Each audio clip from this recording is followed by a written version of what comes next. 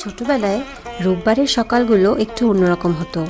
আমরা কেউ কেউ যেতাম ড্রয়িং ক্লাসে, কেউ আবার নাচ কিংবা গান শিখতে।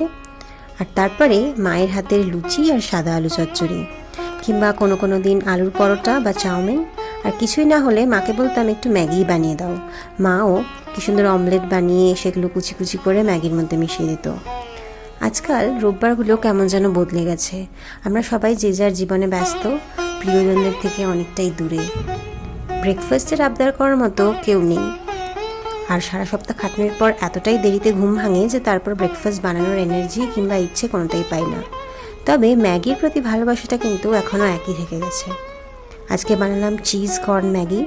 রেসিপিটা খুবই সহজ আর খুবই টেস্টি। তবে হ্যাঁ, এতটা চিজ খাওয়া অবশ্য হেলদি না। কিন্তু রোববার তো, সপ্তাহে একটা দিন নিজের ভেতরের এই ছোট্ট আমিটাকে একটু আশকারা দেওয়াই যায়, কি বলো?